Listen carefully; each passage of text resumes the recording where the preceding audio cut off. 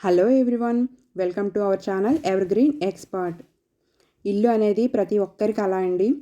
అంటే మనకున్న ఫైనాన్షియల్ ఇష్యూలను బట్టి మనం ఒక్కొక్కరికి పెద్ద ఇల్లు, చిన్న ఇల్లు అనేది మనం ఏర్పరచుకోవటం జరుగుతుంది కదా.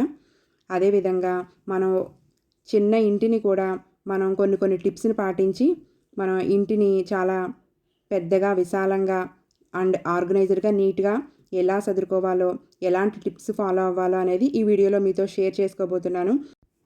ముందుగా ఫర్నిచర్ అండి. ఇల్లు అనగానే ఫర్నిచర్ని అవసరం ఉన్నా లేకపోయినా మనం కొనేస్తూ ఉంటాము.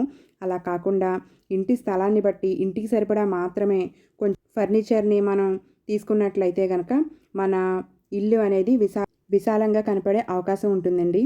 సెకండ్ టిప్ వచ్చేసి అద్దాలండి. అద్దాలు పెట్టడం వలన మనకి రూమ్స్ అనేవి పెద్దదిగా కనిపించడానికి ఛాన్స్ ఉంటుంది.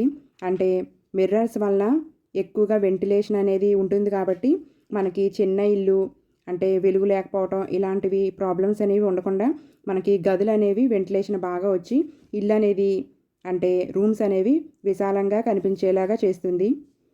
థర్డ్ టిప్ వచ్చేసి కర్టెన్స్ అండి. మన కర్టెన్స్ వాడటం వల్ల ఇల్లు అనేది చాలా అందంగా కనిపిస్తుందండి. కానీ వీటి వల్ల ఇల్లు అనేది మనకి చిన్నగా కనిపిస్తుంది. కర్టెన్స్కి బదులు చిన్నగా ఉండే మెష్ని కూడా మనం యూజ్ చేయొచ్చండి. ఈ మెష్ని వాడటం వలన కూడా మనకి గదులకి వెంటిలేషన్ అది బాగా ఉండి మనకి గదులు అనేవి విశాలంగా కనిపించే అవకాశం ఉంటుంది. అలా కాకుండా మనకి ఖచ్చితంగా కర్టెన్స్ యూజ్ చేయాలి అనుకుంటే కనుక మనం కర్టెన్స్కి మాత్రం లైట్ కలర్స్ని యూజ్ చేస్తే రూమ్స్ అనేవి విశాలంగా కనిపించే అవకాశం ఉంటుందండి. నెక్స్ట్ వచ్చేసి ఇంటీరియర్ కలర్స్ అండి. మనం ఇంటికి చాలా కలర్స్ అనేవి వేయించుకుంటూ ఉంటాము. అయితే బ్రైట్ కలర్స్ని యూజ్ చేయడం వల్ల రూమ్స్ అనేవి పెద్దగా కనిపిస్తాయి. అంతేకాకుండా మనకి మొత్తం ఇంటి మొత్తానికి ఒకే రంగు ఉండేలా చూసుకుంటే మనకి రూమ్స్ అనేవి స్పేషియస్గా కనిపిస్తాయండి. పేస్టల్ కలర్స్ అయితే చాలా బాగుంటాయి.